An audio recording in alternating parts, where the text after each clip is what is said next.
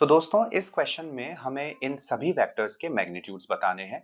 Magnitude simply vector की length को represent करता है। तो जैसे मान लीजिए अगर मैं कोई एक वेक्टर लेता हूं A vector which is equals to x i cap plus y j cap, then in that case अगर मुझे ए वेक्टर का मैग्नीट्यूड फाइंड आउट करना है so this will be equals to root over x square plus y square.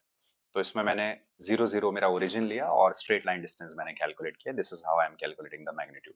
तो अब ये same चीज मुझे ए वेक्टर, बी वेक्टर और सी वेक्टर के लिए कैलकुलेट करना है। तो ए वेक्टर का मैग्नीट्यूड जो है ये हो जाता है रूट ओवर 1 का स्क्वायर विच इज 1, अगेन 1 का square which is 1 and again 1 का स्क्वायर, क्योंकि आई जे के तीनों के जो कोएफिशिएंट्स हैं वो हैं 1 1 1। सो ए वेक्टर का मैग्नीट्यूड होगा √3।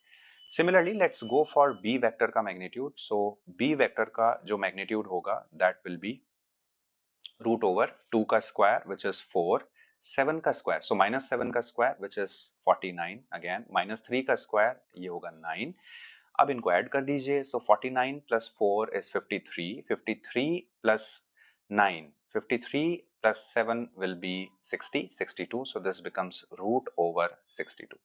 Similarly, सी वेक्टर का अगर मैग्नीट्यूड कैलकुलेट करेंगे तो ये हो जाता है रूट ओवर 1/√3 का square which is 1/3, then again 1/√3 का square which is again 1/3, minus 1/√3 का स्क्वायर करेंगे तो ये भी 1/3 आएगा और इनको ऐड कर देंगे तो ये 1 के बराबर होगा।